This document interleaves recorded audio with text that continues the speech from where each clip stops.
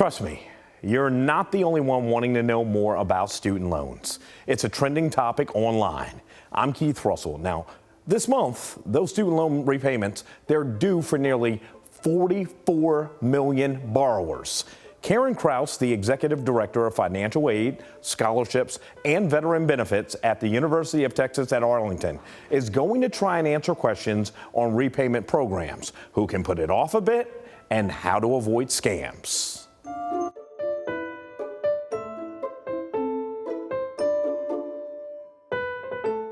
Varies by student, and of course it varies by classification, graduate, undergraduate, those sorts of things, just based partly on federal regulation. One of the things we have seen is that our average indebtedness for the last 3 years, when we had some of the CARES and HERF emergency money, is we did see students borrowing less. We saw them borrow less per year, and we saw them borrow less overall, as they got ready to complete their degrees. So our average indebtedness for federal loans is somewhere around $19,000 for students who graduate.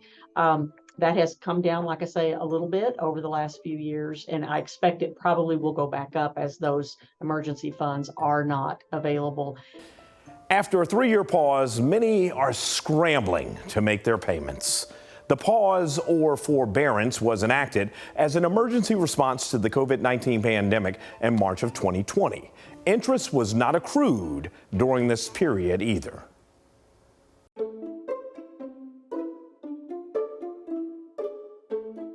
Federal student aid and the Biden administration is putting together is what they're calling an on-ramp to the repayment process, so that students can have a little grace, particularly if, since we have students who graduated during this time that have never made a loan payment. They're not familiar with that at all.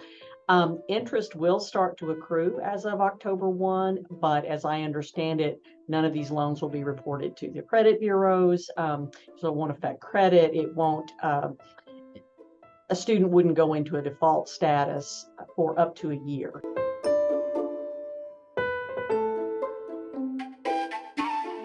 I would recommend is that students talk with their loan servicers. Now, I will tell you the loan servicers are also being slammed right now. They had let people go and all of those sorts of things when they didn't have work for those people to do. So they're ramping back up now. But we've heard stories of maybe slow, long wait times when calling and that sort of thing. However, don't let that discourage you, because it's really important to keep the loan servicer aware of what's happening. Also, with all of the income-based repayment options, and especially the new SAVE plan, it's possible that someone might be eligible to make a very small payment, but still be in repayment. If the loan servicer doesn't hear from you, they don't know you've been laid off. They don't know you have unusual medical expenses. And so just ignoring an outstanding balance is not a good idea. President Joe Biden has promised borrowers that he would forgive all, if not some, student loan debt, after the Supreme Court denied Biden's plan that promised up to $20,000 of loan forgiveness for borrowers. He introduced what's known as the SAVE plan. It's an income-driven repayment program that adjusts a borrower's monthly payment to match their income. Some borrowers could pay as little as $0.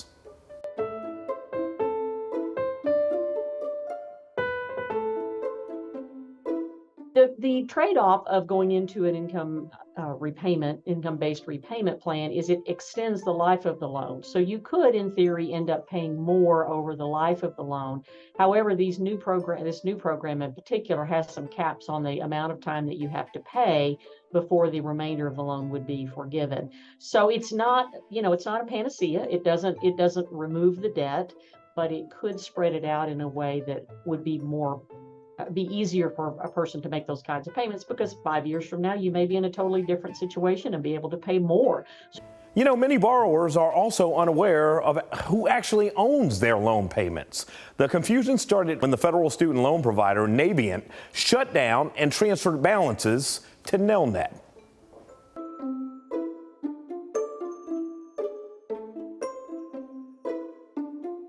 %25 of them said, I'm just not going to pay it. That only hurts you. It does not hurt anybody else, because this is a federal loan. You signed all the promissory notes. Maybe you didn't understand, and if you didn't, perhaps there's some ways to work with.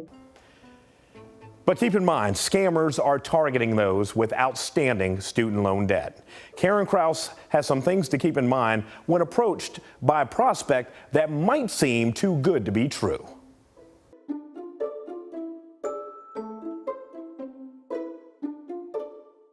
Go to the federal website, which is www.studentaid.gov. That is where you will find who your loan servicer is. It's your specific information. Start there. All of these loan servicers can provide some loan consolidation. They can do some of those things. There are outside companies that can do that too. And if a former student has a lot of private loans, they might want to go with an outside reputable loan processor that can combine both the federal and non-federal loans, because your loan servicer for your federal loans is not going to be able to consolidate any non-federal loans. So that could be an advantage, but I would very much do my homework and make sure, because I suspect we're going to see a lot of those kinds of entities come out of the woodwork. President Biden canceled some loans completely for a lucky few. It's the latest push from the White House to erase student loan debt after the Supreme Court's ruling in June.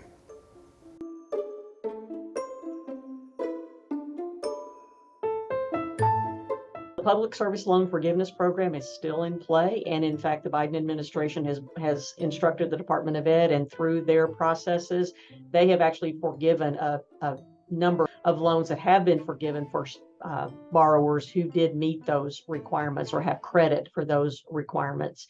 And that's another thing the loan servicers could help walk you through. Highly encourage that connection so that to ask about that, does my job qualify? I'm not in a position to make that decision, but they would be. Join us next time on Tell Me Why, where we'll try to answer the trending question of the week. Hopefully, we helped you with this topic. I'm Keith Russell, CBS News, Texas.